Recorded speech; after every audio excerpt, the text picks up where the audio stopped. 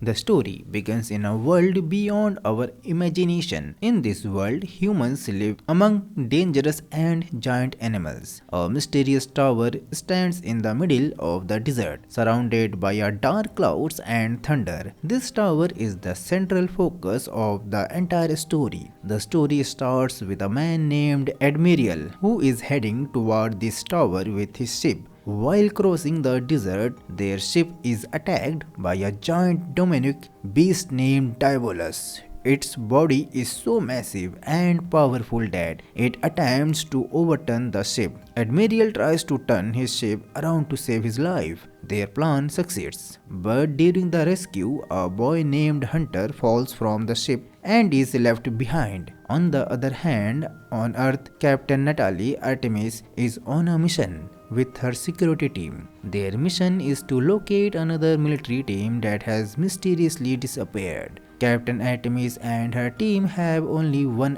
SOS message as a clue. Along the way, they find tire tracks of a car that suddenly end, as if the car has vanished into thin air. Strange stones by the roadside marked with mysterious symbols deepen the team's curiosity. Suddenly, a power storm appears, moving toward them.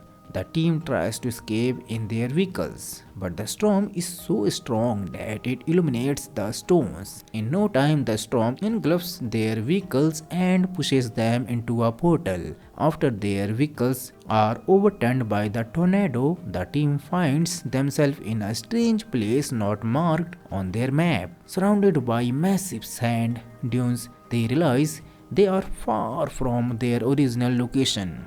To make matters worse, their electronic device stops working, heightening the danger. The team is forced to rely on the sun to find their direction. Then X discovers some vehicles and burnt bodies. They also find glass fragments and empty bullet shells, suggesting the dead soldiers had tried to defend themselves. However, there are no tracks left by whoever attacked them, leaving the team in deep thought. As they proceed, they remain unaware that Hunter is observing them through binoculars. The team encounters the skeleton of a massive creature, larger than any dinosaur. Suddenly, Hunter shoots an arrow toward them. In response, the team starts firing at his location, but Captain Artemis catches the arrow and orders them to stop. The arrow, square-tipped, is a warning signal. At that moment, Diabolus emerges from the sand. The team flees in their vehicles, trying every weapon they have. But Diabolus remains unaffected. He overturns a vehicle, killing X instantly. To escape Diabolus' attack, the soldiers hide in a cave. Diabolus, unable to enter, abandons the chase. Dash panics inside the cave, but Captain Artemis orders everyone to focus on survival. Suddenly, a giant spider-like beast named Arcella attacks Captain Artemis. It bites her, injecting poison into her body, and then tosses her aside before retreating. The team desperately tries to save Artemis, but her condition worsens. When Captain Artemis' condition becomes critical, her team assumes she had died and retreats further into the cave.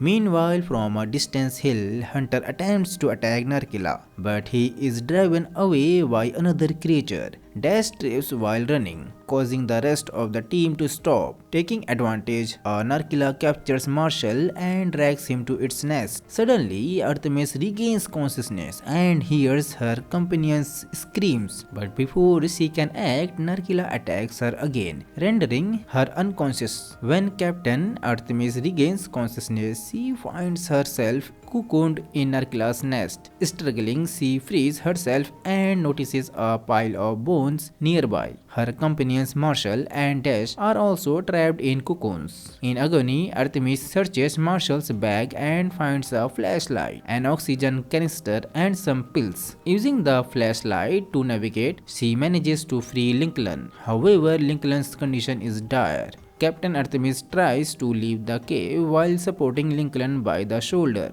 However, their flashlight suddenly goes out. At that moment, Narkila appears again to attack them. Artemis quickly tries to scare it away by lighting a torch. Lincoln begins groaning in pain, When he looks at his bound, he sees spider-like eggs growing there. Terrified, he panics. Narkila grabs Lincoln and holds him in its claws. Acting quickly, Artemis lights the torch with the oxygen canister and sets the entire nest on fire. As she tries to escape, Narkila grabs her leg. She fires at it with her gun and the bullets ignite and explode. Ultimately, she manages to escape the nest safely. As morning dawns, Artemis notices that Narkila is no longer following them because of the sunlight. However, she feels a strange sensation on her body, as if insects are crawling on her. She picks up a bullet from the ground, extracts the powder and applies it to her leg bound before burning it. The painful process helps heal her injury. Afterward, she climbs a hill to survey the area. All she sees is endless desert and a black whirlwind in the distance. Realizing that the tornado might be her only way back home, she decides to investigate further. Diabolus stares when she throws a stone into the sand, but Artemis hides, allowing it to retreat. While walking among the rocks, she discovers a rigged ship. Searching for water, she finds only sand inside the ship. As she examines the ship, Hunter suddenly jumps out and holds a knife to her neck. A fierce struggle ensues. Artemis quickly counters and thrusts Hunter's knife into his shoulder. Despite his injury, Hunter captures Artemis, ties her up, and forces her to walk to his secret cave. He warns her to move quickly, as Narkila's spider may attack at night. Pretending to stumble, Artemis picks up a shard of glass from the ground. At the cave, Hunter drinks water and eats moss growing on the stones, but refuses to give Artemis anything. When she tries to speak, he silences her. Narkila waits outside the cave. Because Narkila waits outside the cave, Hunter applies an herbal ointment to his shoulder bound and worships idols of his parents kept in the cave. Meanwhile, Artemis pretends to sleep but secretly starts cutting her ropes with the shard of glass. The next morning, while Hunter steps out to check the area, Artemis frees herself from the ropes. She ties Hunter up from behind and breaks his statue. Enraged, Hunter fights back. The fierce battle brings them out of the cave. During the fight, Hunter almost falls into Narkila's nest, but Artemis grabs his hand and pulls him to safety at the last moment. To prove she isn't his enemy, she offers him a piece of chocolate. Hunter shares water from his bundle, and together they head toward a mountainous area. They agree that reaching the tornado is essential, but they will have to face Diabolus first. Artemis suggests retrieving military weapons, but Hunter explains that guns are ineffective against these creatures.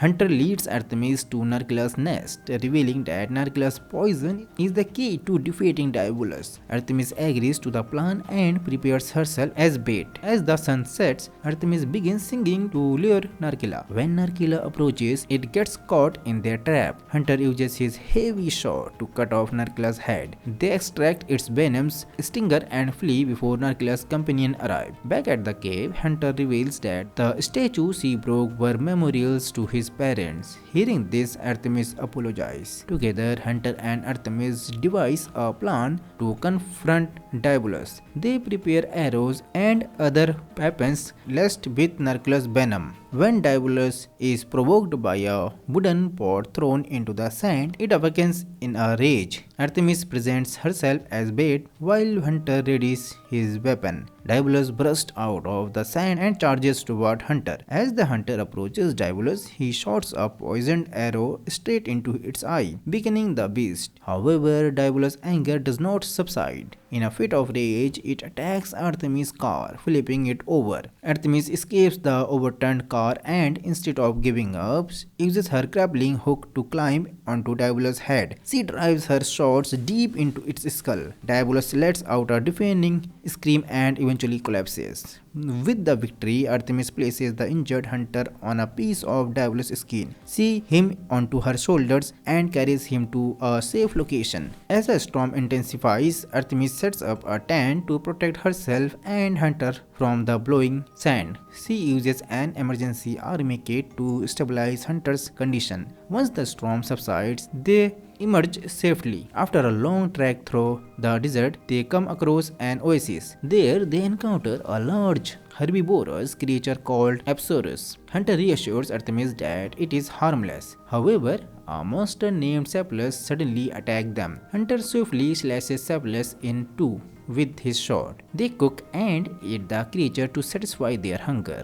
That night, the oasis is suddenly set ablaze. Rathols, a massive dragon-like beast that breathes fire, attacks. All the animals scatter in fear. Artemis stumbles and falls, believing she is about to be trampled by the fleeing animals. At that moment, Admiral arrives, wielding a fire-resistant sword, and rescues her. Meanwhile, Hunter reaches the top of a hill but nearly falls along with the herd of Apsaurus. The handler saves him just in time using a rope. Admiral knocks Artemis unconscious with a punch and takes her aboard his ship, imprisoning her in a cage. Hunter observes the scene from a distance but is powerless to intervene. Artemis attempts to escape captivity and encounters Admiral's cat-like chef, Palico, who tries to intimidate her. Later, Hunter brings the good news that Artemis is now free. Admiral apologizes to both of them, explaining that he had previously encountered humans. He also reveals that the Sky Tower and this world are remnant of an ancient, now destroyed civilization. Admiral believes the tower located at the center of the Black Whirlwind may serve as a gateway to this ancient civilization. He is convinced there is a profound connection between Earth and this world. Admiral proposes a deal. If Artemis helps him defeat Rathols, he will show her the way back home. She agrees. The next morning, the team sets out for the Sky Tower. Along the way, they find shades of glass, signaling Rathol's proximity. After hours of climbing, they reach the Sky Tower, which stands above molten lava. Admiral theorizes that the lava might be the source of the tower's power. As they approach, Rathol suddenly appears, sweeping fire. It incinerates several team members and blocks their path to the tower. Admiral and Artemis launch an attack, and Hunter joins in with his sword and poisoned arrows. Despite multiple attempts, Rathol withstands their attacks and hurls them away with its immense strength. Artemis tries to distract the beast, but Rathol surrounds them with flames. At a critical moment, Hunter shoots a poisoned arrow deep into Rathel's bound. The arrow penetrates its inner layer, triggering a massive explosion. Rathels is consumed by flames and reduced to ashes. With Rathels defeated, a new portal opens in the Sky Tower. From it emerges a new and even more dangerous beast, Gor Makala. Admiral Artemis and Hunter resolves to destroy the tower to eliminate the threat of these monstrous creatures once and for all. The three engage Gor Makala in a fierce battle. After an arduous fight, they manage to push the beast back into the portal. They then enter the tower and set plans in motion to destroy it entirely. At the end of the story, a mysterious figure is seen standing at the top of the tower, silently observing. His presence hints that the battle is far from over. And here the movie ends. So friends, how did you like this movie? Do tell us in the comments box, and for such movie explanation, please subscribe to Movie Recap English. See you in the next movie. Till then, bye bye, take care.